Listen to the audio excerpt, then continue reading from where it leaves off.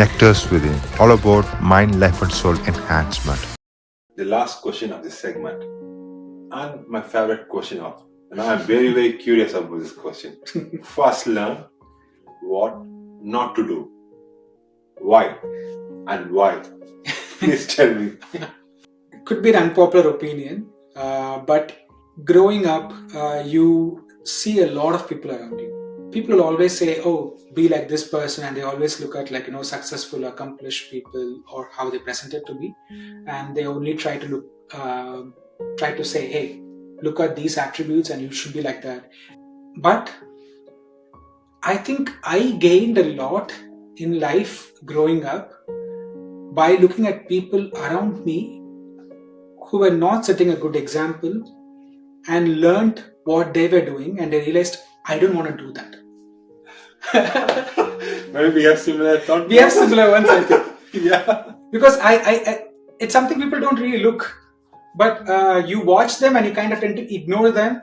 It could be your alcoholic neighbor, or it could be that one very creepy uncle, or whatever. Each one have their own things, and then that really annoy you, and then you tend to ignore it and you look forward to the positive things. But sometimes you learn a lot more in life by looking at these bad examples also and try not to repeat them. That will take you also a long way, because ultimately all of us are presented with a lot of opportunities where we can really take a wrong path, and these kind of bad examples who have lived in front of us already show, like, if I take this path, I know this is what's going to happen to me. I don't want to be this person, so I'm not going to take to the path. So it makes your choices much easier, and you can say, I don't want to be this person, so let me take this option out. So I think you have also done the same thing. Yeah, keep doing it. Keep doing it. Yeah, it's a lifelong learning, It is. So look for positive examples, but also look for bad examples and not do it. Exactly. You get a lot more from that. So for me, the epic Mahabharata is more like what not to do than what to do. That's how I see. Yeah, I think every mythology also is trying to say that same things, right? That's how I see Mahabharata. Exactly what not to do. Had they have done the necessity things, probably there would not be Mahabharata at all. It's like, not doing the right things. Let things, that's how I interpret it. Yeah. But yeah, my very thought has sparked from that, and I apply everywhere now. I think it's your Mahabharata could also be your family, your friends, your your colleagues and office. It's just miniature of that. But that's the understanding I have. Yeah, true. But yeah. I mean, if you look at growth perspective in life, every opportunity is a learning opportunity, right? So that's why these bad examples are also learning opportunities. So never ignore any opportunity to learn. I think life is very short, and if you ignore any chance to learn and grow, you're just making a disservice to your existence. You have been given this privilege of education and knowledge, and that a lot of privileges which we have, and if you're not trying to make the best use of this short time to learn as much as possible, and try to that once you're gone, that people will say, oh, yeah, okay, that's a good person who died. Even if one person says that, I think you've lived your life well. Apart from your family is always gonna cry, and then they will move on. But if people are other than your family just shed one drop of tears for you, I think you have lived a decent life. And I think that's what most of us can aspire to. And with this note, the takeaway would be not the bad thing is always bad. It's also good, Yeah. Just have to see good thing in bad as well. What you can take from it. Exactly. We have come to the end, and it's just one word answers. You can think and give it. What do you tell to your inner child? It's gonna be okay. What do you say to your current self? The best is yet to come. And to your future self? Never forget where you came from. And to your past self? Love yourself Bravo. a bit more. And the last thing, to your dear and near ones. I think for the near and dear ones, I cannot say it in one sentence. It's always gratitude. That when people have so many others, they still chose to be around you and spend time with you and care for you and love you, no matter who you are. Um, yeah, it is. It's a blessing, and I'm grateful. I'm very, very grateful. So, gratitude is probably one word. Very nicely put. And now I'm gonna have this wrapping up question. I've been there, reading your life, observing your life. You have a lot of sessions, personally and professionally. What I've seen here is, at every big achievements, or I would say milestones of your life, there'll be a milestone. Immediately next, we have a dip, or a sorrow, or a downfall kind of situation. Be it your 10th standard, you lost your brother, and that's where you were like flying out colors in your 10th grade. Then the same scenario repeated in your college. You graduated, your first graduation, you lost your mother, and you were not able to inform her. And also, you have the significant person in your life, and you made this major decision to fly out of country to pursue your big dream of what you live today. You lost your significant other. In a way, grief had played a vital role, as you said. And also the infusion of kindness and trusting in yourself had been the ornaments in your life.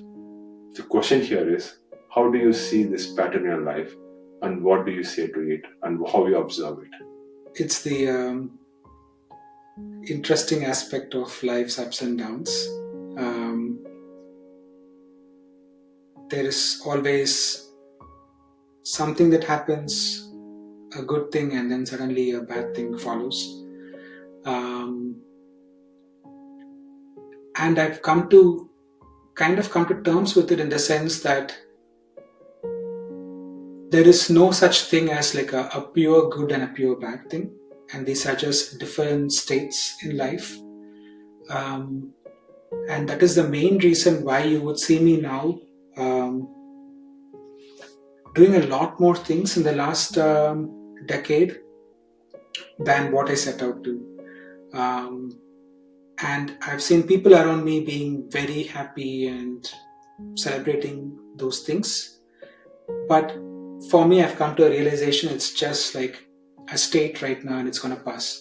So I've come to remove the positive and the negative things from the happy and the sad part in life, and I've come to observe each event as just that is, as an event. And it will be a temporary moment. It's very impermanent.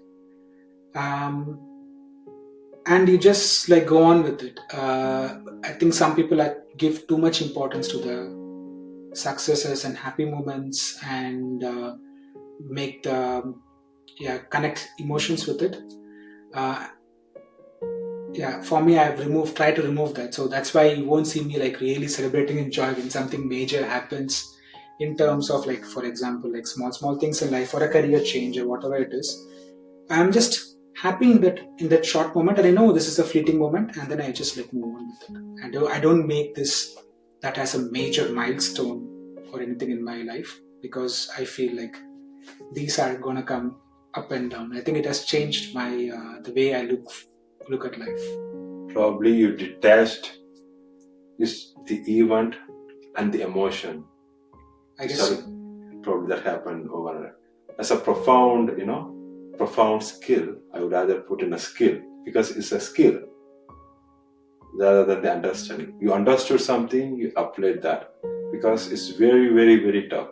Had people were able to do this, cutting out the emotion with the event, probably most of the life would be a smooth sail, right? No? What do you think? It's called a detached attachment. I think I relate to what you're saying, and I've observed. I've come to the detached attached life, that I'm able to like live life, enjoy in that fleeting moment, and then just go on and not really make everything about it. it's not easy. I think it is not easy, and everyone is. I think if you look at like major scriptures like Bhagavad Gita and everything, they all talk about this detached, attached life. Do your duty. Don't look forward to the benefits. Yeah. I think that is exactly what I'm trying to do. Like I'm trying to like follow every action as like my karmic duty, and I'm trying to give my 100% also. Like just because you're detached doesn't mean that you should not give your 100%. Anything that you do, if you don't give 100%, just don't do it. Just give your 100% to something. Otherwise, don't do it, and just go on with it. And don't look for the results, and don't attach yourself to the results. And it takes a lot of time to come to that mind's mental state. It's that's why if it's a real profound understanding and a skill. It is a skill eventually to detach things and see. It's a real skill. It helps you in the long run. Yeah, definitely helps. Thank you so much. I really enjoyed my time today, the whole day. We spoke for hours, but one thing, I'd like to just take, I would say to me, as a host, for me, the cherry on the top is you ensure to move away from the victim card towards a gratitude card. Yes. Maybe this is what I like to summarize your life till now. So that's a perfect way to summarize it. Because most of the people try to play victim card, one or the other way.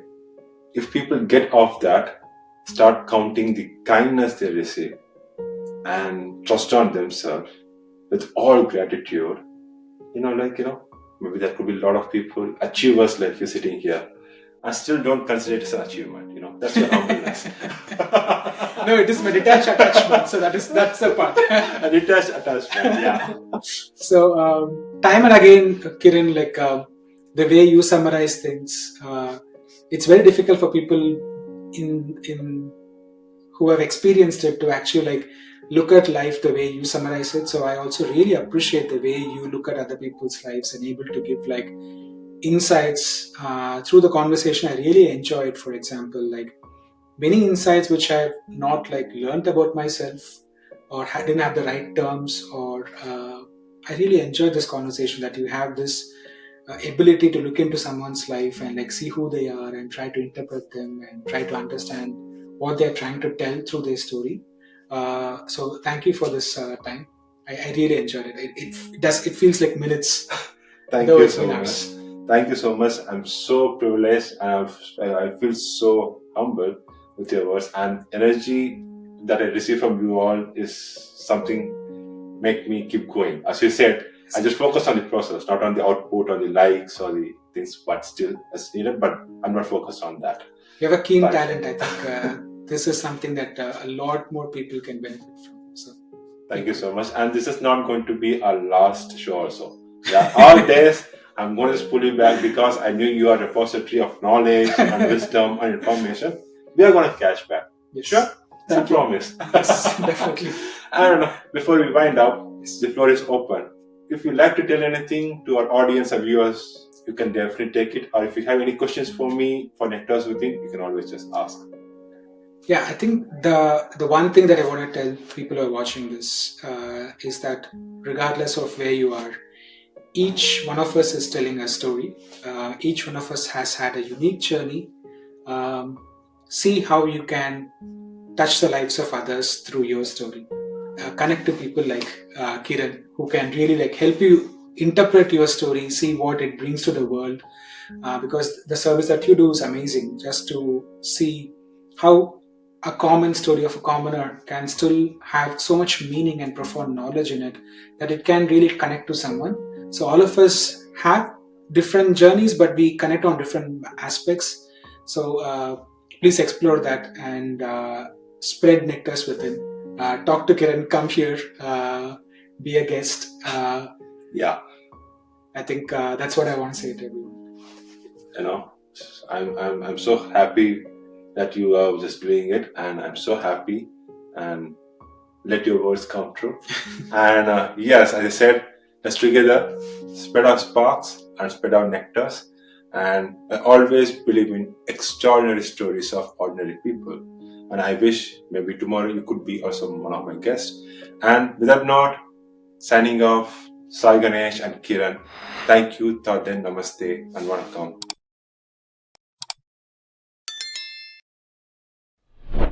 Transforming minds and enriching lives.